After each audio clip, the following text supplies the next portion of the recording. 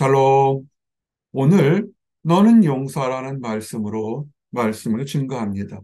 용서하라. 말씀은 쉽습니다. 그러나 실천하기는 너무나 어렵습니다. 특별히 각자의 사람에게 해를 끼쳤던 사람을 용서하기는 정말 정말 너무 어렵습니다. 그런데 우리 주님께서는 용서하라고 말씀하시는데 이 말씀이 어떤 배경과 어떤 능력이 있는지 나누면서 우리에게 소망되기를 원합니다. 오늘 누가복음 17장 1절부터 10절에는 세 가지의 주제가 있습니다. 스스로 조심하고 회개한 형제를 용서하라. 그리고 힘들고 어려울 때 겨자씨 같은 하나님만의 믿음이 있으면 용서도 할 수 있다. 그리고 제자들에게 끝까지 사명을 충성되게 감당하라. 용서에 대한 것이 세 가지 주제로, 서브 주제로 되어 있습니다. 첫째, 스스로 조심하시기 바랍니다. 실족해 하는 사람, 오늘 누가복음 17장 말씀을 예수로 얘기했을까? 어떤 의미로 얘기했을까? 참 궁금합니다. 가끔 부족한 이 작은 목자 같으면 정말 중요한 것 같으면 열정적으로 막 소리를 질러서 나중에는 전달 메시지가 약해질 때도 있는데, 근데 이 메시지는 너무 중요한 것입니다. 누가복음 말씀을 들을 때 제가 꼭 그 첫 말씀에서 어느 사람들에게 한 것인지, 무리가 허다하게 많은 사람들에게 한 것인지 아니면 바리새인에게 한 것인지 제자들에게 한 것인지를 늘 먼저 보시면 말씀에 도전이 된다고 그랬습니다.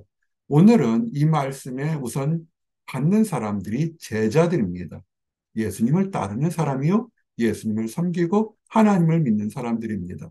그래서 즉 오늘 용서하라는 것은 나와 여러분 같이 하나님을 알고 하나님을 믿는 사람들이 먼저 해당됩니다. 예수께서 말씀하십니다. 실족하게 하는 일이 없을 수는 없으나 그렇게 하게 하는 자에게는 화로다. 우리 예수님은 늘 사랑을 얘기하셨고 용서를 얘기했는데 아주 무서운 얘기를 하게 됩니다. 형제를, 성도를 믿음에서 떨어지게 하거나 배도하게 하거나 타락하게 하는 것, 그런 것이 없을 수는 없죠. 왜? 사람들이 다 부족하고 부지불식 중에 자기도 모르게 실수를 해서 말로, 행동으로, 물질로 실수해서 그 사람을 타락시키거나 유혹하거나 범죄에 빠지게 할 수 있습니다. 그런데 고의적으로 의도적으로 하는 사람, 그래서 영혼을 타락하거나 하나님을 믿는 것에서 멀어지게 하는 것, 그것은 화로다 그렇습니다. 얼마만큼 화냐면 우리 예수님께서 이렇게 말씀하실 수 있을까 할 정도로 연자맷돌 아십니까? 한국에 옛날 맷돌이 있었어요. 들어보셨어요? 저는 시골 사는데 정말 무거워요. 몇십 킬로그램 될 겁니다. 곡실 가는데 연자맷돌은 훨씬 더 크죠. 연자맷돌을 목에 걸고 그 바다에 던지면 어떻습니까? 죽게 되죠. 빠져나올 수가 없어요. 예수님께서 차라리 태어나는 것보다 죽는 것이 낫겠다고 이렇게 끔찍하게 말씀하실 정도로 다른 거, 범죄하고 도둑질하고 간음하고 이런 것 가지고 다 사람이기 때문에 그럴 수 있다. 그런데 영혼을 도둑질하고 영혼을 타락시키고 하나님께 배도하고 예배에서 멀리하게 하는 것들은 정말 이것은 차라리 죽는 게 낫다 할 정도로 끔찍한 형벌이 있다는 것입니다. 그래서 이단이나 사이비 같은 거 정말 주의해야 되고 작은 목자가 목회하면서 큰 목회, 성공한 목회 그거는 기도해 본 적이 없습니다. 말씀으로 혹시라도 우리 성도들에게 오류가 있지 않을까 정말 기도하면서 말씀을 전하고 하는 것이 여기 있습니다. 잘난 척할 필요가 없습니다. 정말로 하나님 앞에서 한 영혼을 타락시키면 그것은 없습니다. 그러면서 얘기합니다. 예수님께서 너희는 스스로 조심하라. 잘난 사람도 있고 못난 사람도 있고 하는데 우리가 우리의 말과 행동과 사고방식이 지금 연약한 사람이나 다른 형제 자매를 넘어지게 만들었다면 어떻게 하겠습니까? 조심하셔야 됩니다. 우리가 기도 제목을 나누고 우리가 간증하고 우리가 삶을 사는 것에서 우리가 빛과 소금의 크리스찬의 아이덴티티를 돌아보셔야 됩니다. 세상에서 보면, 아, 교회 다니는 사람들 왜 이렇게 빡빡해? 술 한잔 하는 거 뭐 그 대단한 거야? 적당히 타협하는 게 뭐가 그래? 하는데 별거 아닌 것 같지만, 그런데 그 중에 어떤 사람은 정말 하나님을 알고 싶어 하는 갈증 있는 사람이 우리가 헛된 모습 때문에 타락한다면 그 영혼은 누가 구원하겠습니까? 그래서 우리는 조심해야 됩니다. 말도 행동도. 그러면서 내 형제가 죄를 범하거든. 우리가 누가 잘못했으면 현대교회 이거 거의 사라졌다고 볼 정도 있습니다. 몇 번 잘못했다 얘기하게 되면 교회를 떠나버리죠. 이 교회만 교회인가 할 정도로 참 어렵습니다. 그러나 하나님께서는 처음에는 부드럽게 경고, 잘못했다라고 얘기를 합니다. 제가 이런 말을 참 많이 했습니다. 인생에 성공하는 것은 두 가지만 잘해도 성공한다. 감사합니다 하고 죄송합니다 소리만 때에 맞게 하게 되면 성공할 수 있습니다. 라겠습니다. 감사죠. 내가 한 것이 아니라 하나님의 도우심이고 또 주변 사람이 함께 했으니까 일이 있었으니까 감사한 것이고 잘못했으면 용서해 달라고 잘못했다 하는데 하지를 않습니다. 그런데 어때요? 내가 잘못했습니다. 라고 하면 용서를 해줘야죠. 목회하면서 제가 제일 기뻤던 게 있었습니다. 한 청년이 있었습니다. 이리 가라면 저리 가고 저리 가라면 이리 가라 합니다. 한 굉장히 오래됐어요. 그러다 아주 우연한 기회에 만났습니다. 같이 청년사역하다 떠나서 이제는 다른 주에 사는 청년을 만났는데 그 청년이 얘기를 합니다. 목사님, 잘못했습니다. 목사님께서 이렇게 신앙생활 하는데 제가 의도적으로 저렇게 저렇게 신앙생활 했습니다. 그때 너무 외로워서 그랬습니다. 제가 잘못했습니다. 그 형제를 미워한 적이 없어요. 근데 대놓고 면전에서 이렇게 잘못했습니다. 그럴 때니까 마음속에서 용서는 둘째 치고 축복에 맡긴 거예요. 하나님, 이 청년에게 축복을 빌어 주십시오. 그 이후에 그 청년이 직장과 가정을 가지는 축복을 얻었습니다. 아하, 그렇구나. 다들 알아요. 누가 잘못했는지, 누가 잘했는지. 근데 얘기하기가 거북들 하죠.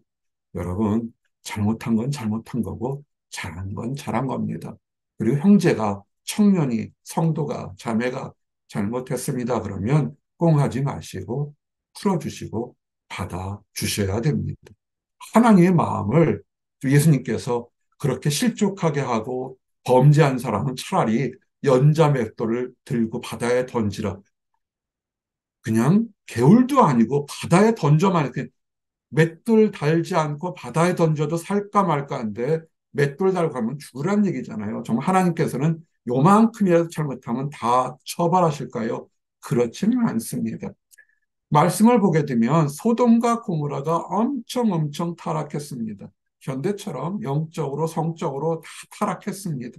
그래서 심판하러 올 때 아브라함을 만났습니다. 아브라함이 하나님이 하시는 역사를 알고서 바짝 엎드려 기도합니다. 그 땅에 수만 명이 되는 곳이 있는데 다 그들을 멸하지 마십시오. 그 중에도 의인도 있는데 의인들이 그 악인 심판할 때 애매히 죽으면 하나님께서 뭐라고 들으시겠습니까? 그러면서 의인 50명을 찾으면 내가 그 지역을 용서하리라 그럽니다. 아브라함이 간구하죠. 50명에서 45, 40, 30, 20, 나중엔 10명까지 내려가죠. 내가 이전 한 번만 더 얘기합니다. 그 사람 중에 의인 10명만 찾으시면 어떻게 하시겠습니까? 아브라함이 왜 10명 그랬을까요? 아브라함이 5명만 그랬으면 더 쉬웠을 텐데. 롯의 가족들이 몇 명입니까? 롯과 롯의 처와 그 딸이 넷이 있었어요. 정혼했어요. 정혼했으니까 예비 사위가 둘, 여섯, 그 집 가족 치면 10명은 될 거라 쳤던 거예요. 그러니까 즉, 아무리 안 돼도 롯이 있으니까, 롯은 하나님을 믿으니까 그의 정혼한 자녀들의 가족, 그 배우자들도 있으니까 10명은 되겠다. 아브라함의 생각은 이 정도면 그래도 그 중에 하나님을 믿는 사람이 있으니까 심판을 하지 말았으면 좋겠습니다. 간절했습니다. 하나님께서는 더 큰 용서의 마음으로 의인 10명만 있으면 내가 소돔과 고모라를 심판하지 않겠다. 근데 결론은 어땠습니까? 의인 10명이 없었죠. 믿는 사람들이 믿음의 배우자를 얻도록 기도하셔야 됩니다. 롯이 왜 그렇게 불명예를 택했냐면 자기는 하나님을 믿고 자녀들을 키웠다고 하는데 잘못 키웠죠. 잘못된 곳에 있어서 의인 10명을 구할 수 없는 무의미한 그런 믿음의 사람이 됐던 것입니다. 하나님은 오늘 용서라는 것, 또 용서하지 않은 어떤 심판이 있는 것에 대해서 책망하려는 것이 아니라 나와 여러분에게 자유함과 능력을 주시기 위한 것입니다. 그러면서 어떤 사람이 하루에 7번 죄를 짓고 와서 7번 회개하면, 와, 하루에 한 번 죄를 짓기도 힘든데 7번씩 죄를 짓고 또 7번 잘못했다 그러면 이거는 변덕이 너무 심한데 어떻게 할까요? 용서라는 것입니다. 회개할 때, 여기 회개하라는 말이면 전제가 회개할 때인 것입니다. 70번씩 7번이라 할 때도 잘못했다 그러면 용서라는 것입니다. 왜 용서할까요? 우리가 우리 주님으로부터 용서받았기 때문에 그렇습니다. 우리는 70번에 7번에 또 700번을 더해도 더 큰 죄를 저질렀어요. 근데 우리 주님께서 용서를 해주셨잖아요. 그래서 용서라는 것입니다. 그랬더니 이 말씀 누구에게 했다고 말씀드렸습니까? 제자들. 이 말씀을 들은 사람들이. 근데 제자들이 사도들로 바뀌어요. 그만큼 하나의 말씀에서 한 단계 성숙한 겁니다. 성경의 단어를 보세요. 소돔과 고무라를 위해서 기도할 때 아브라함이 아니라 아브라함으로 변했습니다. 즉 하나님께 소망을 주었고 제자들에서 사도들로 한 단계 성숙된 그래 용서는 해야 되는데 우리는 부족한 것은 믿음의 말씀 따를 때 표현이 사도들로 성숙한 표현이 된 것입니다. 나와 여러분이 하나님 안에서 회개하는 성도들, 청년들, 형제들, 자매들이 있으면 우리가 피해자라 할지라도 용서할 마음이 있을 때 우리는 성도라고 불려질 수 있는 것입니다. 그런데 문제가 있습니다. 많은 사람들이 크리스찬이면 용서해야지. 왼밤을 때리면 오른밤을 내밀어야지. 장난하는데 개인적인 능력으로는 절대 불가능합니다. 그 사도들이 얘기하죠. 우리에게 믿음을 더하소서. 주님과 같이 용서할 수 있는 믿음을 더해 주십시오. 그만큼 용서는 어려운 것입니다.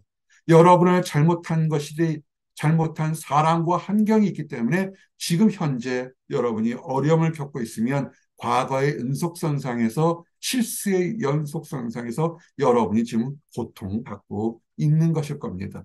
여러분 용서하셨나요? 여러분 자신을 용서하셨나요?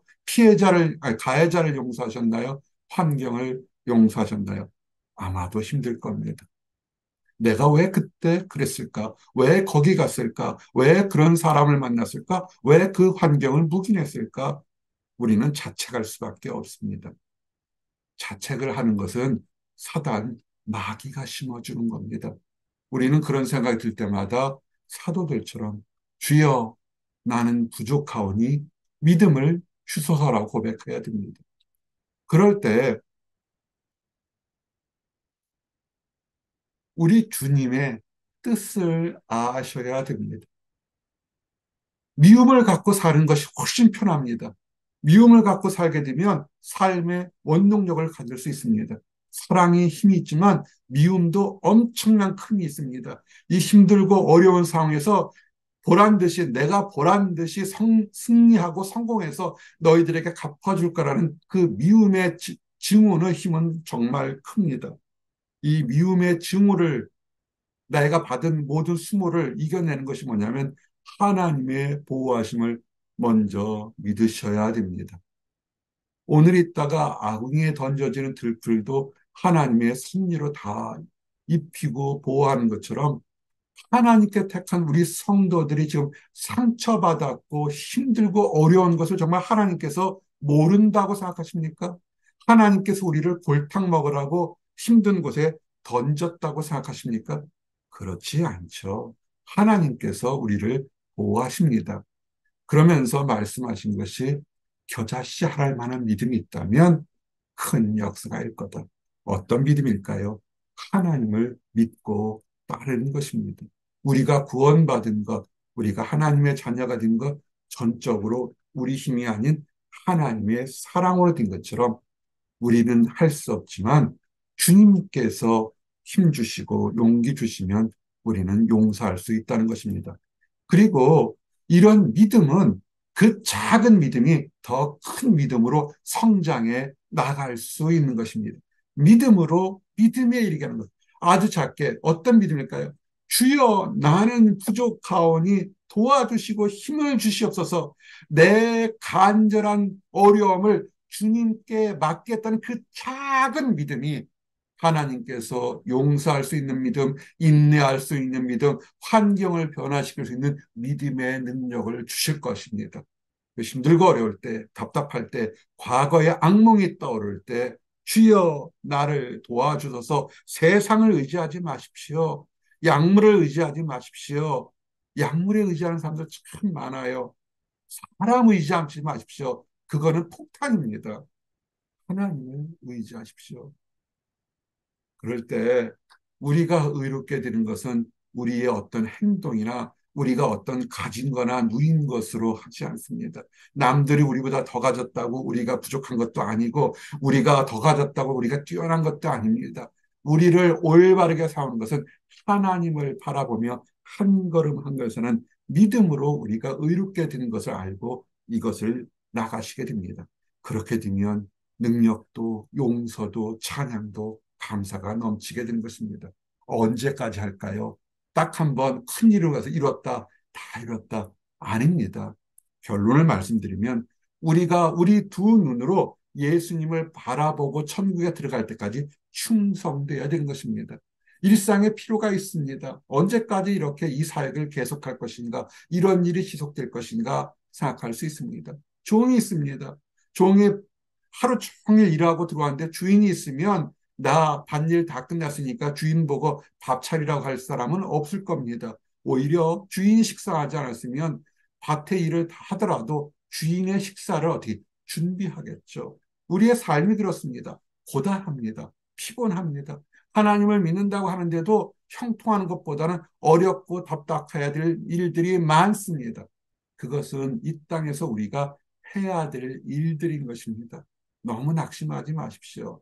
우리가 이 땅 살아가면서 우리는 최선을 다해서 힘들어도 해야 될 일들이 있습니다. 그리고 우리가 예배 드리는 거 했다고 어린아이들, 아주 어린아이들에게는 예배 드리고 기도하면 잘했다, 정말 큰일 했다고 칭찬할 수 있지만 우리가 예배 드리는 것, 용서하는 것, 예물을 드리는 것, 감사하는 것, 이거는 당연히 해야 될 일입니다. 그럴 때 하나님께서 우리를 칭찬하면서 우리는 뭐라 그럴까요? 우리는 무익합니다. 잘난 거 하나 없는데 해야 할 일을 한 것뿐입니다. 라는 겸손함이 있을 때 오히려 하나님이 우리를 칭찬하고 그런 믿음이 있을 때 더 큰 믿음을 우리에게 주시는 것입니다. 세상을 다 얻었는데 목숨을 잃는 건강을 잃으면 의미가 없지 않습니까? 이 땅 세상에서 참 잘했다 칭찬받았는데 마지막 눈뜬 심판의 시간에 지옥에 떨어지면 아무 의미가 없지 않겠습니까? 천국에 들어갔는데 다른 사람들은 큰 면류관을 받고 있는데 이 땅 살면서 용서하지 못하고 베풀지 못하고 감사하지 못해서 그저 비천한 신세의 모습으로 천국에 있다면 뭐가 우리가 유익할까요? 우리는 천국에 들어갈 때까지 믿음에서 믿음으로 나가도록 힘듭니다. 일상도 힘들고 열심히 해도 당연한 것입니다. 그러나 그 당연한 것을 할 때 우리 힘으로는 안 되니까 주여 우리에게 믿음을 주소란 사도들, 제자라고 표현하지 않습니다. 사도들의 고백처럼 죽게 구할 때 주님께서 그 기도를 좋아하시고 겨자씨 하나님 만한 믿음 있으면 너희들이 용서도 하고 능력을 얻고 하나의 축복을 받을 거라는 이 비밀을 누리는 나와 여러분들이 되시기를 원합니다. 기도하시겠습니다. 하나님 감사합니다. 너는 용서하라. 용서할 수 없습니다. 힘들게 하고 어렵게 하고 비참하게 만들고 정말 생명의 위협과 생명까지 뺏은 가해자를 어떻게 우리가 용서할 수 있겠습니까? 우리의 힘으로는, 우리의 능력으로는, 우리의 경험으로는 결코 용서할 수 없습니다. 그렇게 부족합니다. 그러나 주님이 주시면 주님이 우리의 죄를 용서하셨던 것처럼 우리를 위해 십자가에 달려 대신 죽으신 것처럼 우리에게 확신을 주기 위해서 죽은 자 가운데 살아나신 그 능력을 우리에게 주신 것처럼 주님의 사랑을 우리에게 주시면 우리 것이 아닌 하나님의 능력으로 용서할 수 있을 것 같습니다. 주님이 함께 하시고 주님이 주시는 믿음에서 믿음으로 더하게 되면 우리는 용서할 수 있을 것입니다. 아버지, 믿음을 허락하여 주시옵소서. 우리를 둘러싼 모든 답답하고 원망과 저주와 낙심의 사슬에 끊어질 수 있는 믿음을 허락해 주셔서 내 자신과 이웃과 가족들을 용서하고 사랑하며 하나님께 영광 돌리도록 허락하여 주시옵소서. 늘 감사드립니다. 예수 그리스도 이름 받들어 기도드렸습니다. 아멘.